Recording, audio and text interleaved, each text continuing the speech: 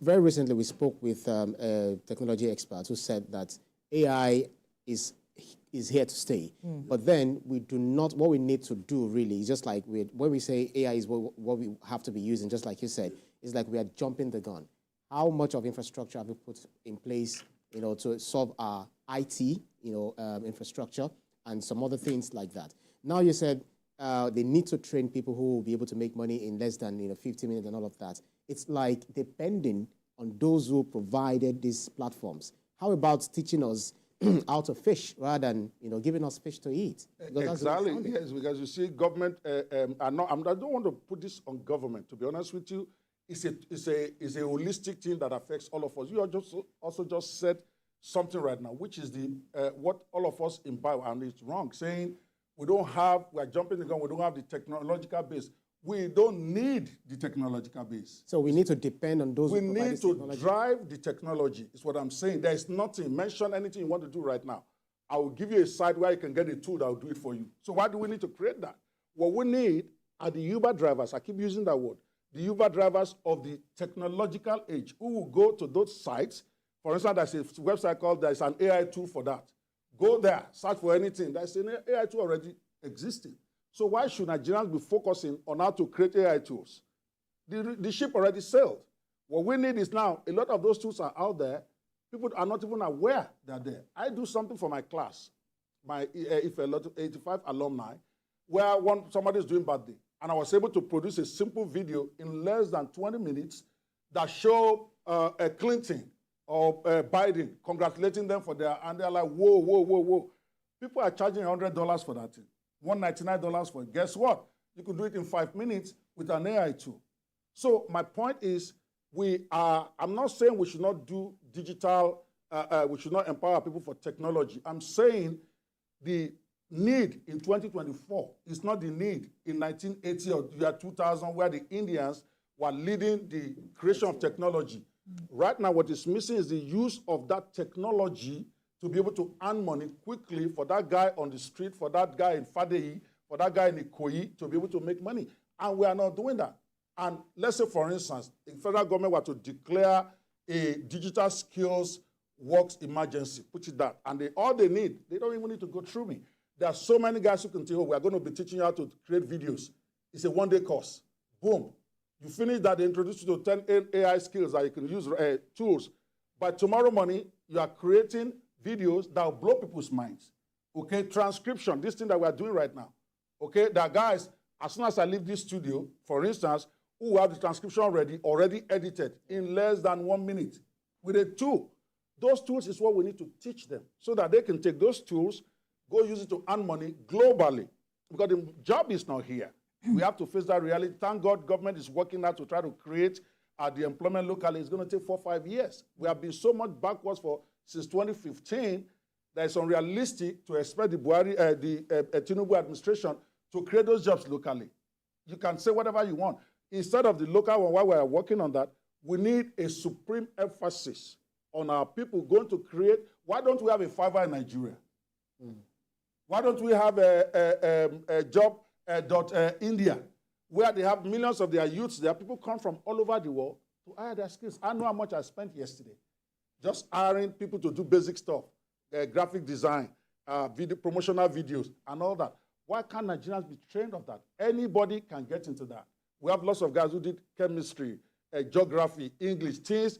They cannot easily learn technical skills, no matter what Dr. Bosun tries to do. It's tough.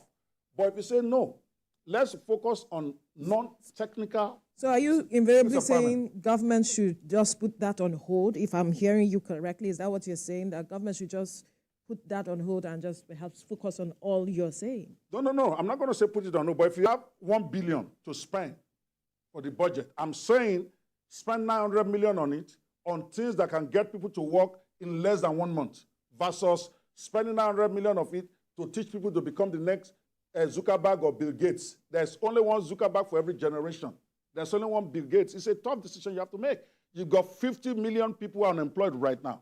Will you rather work on those 50 million to be able to get 1,000 Bill Gates out over the next 5 years, or to get 40 million people who are just going to be doing basic skills that may not earn them more than $1,000 or $2,000 a month? I get it.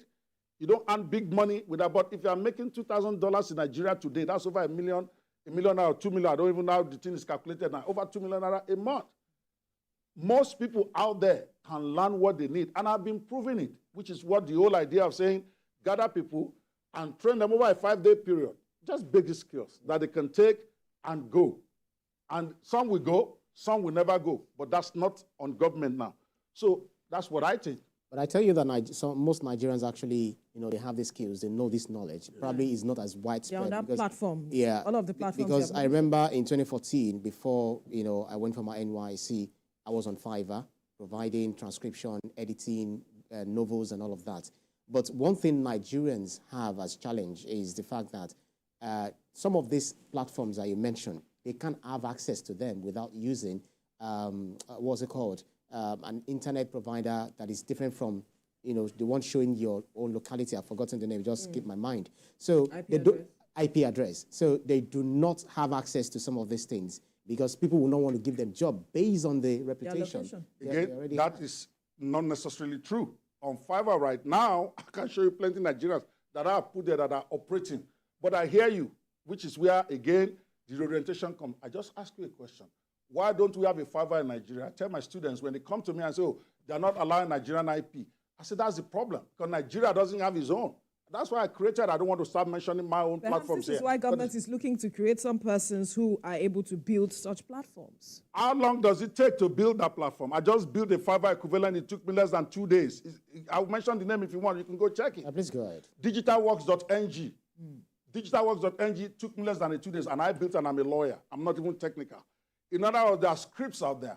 There are platforms out there. If you want to create anything, and I dare you, you can challenge me right now. I will say, go to this site, get these two, get it done in 48 hours. So it's not complicated to build a Fiverr.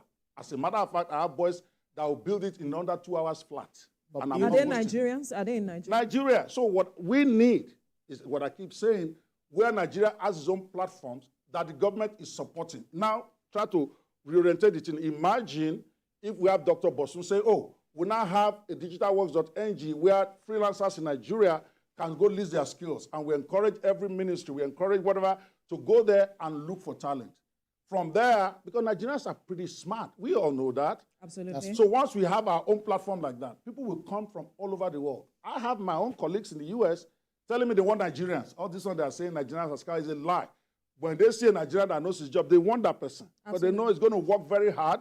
We are very inventive, but we don't have our platform. We are depending on the Fiverrs of this world. We are depending on the freelancers of this world. When those platforms will cost us less than $1,000 to create, and we have budgets of billions, and then we gather 500 technical guys in there, we spend $1 billion on them, when we could create one like that and then be promoting that site, and then telling everybody, oh, you can go learn how to do transcription, how to do editing, and all of that. Place your services there. Government, NGOs now saying, no, let's go patronize this site. It's our own. By the time people start knowing that site, that's what the Indians did. That's what the Filipinos did.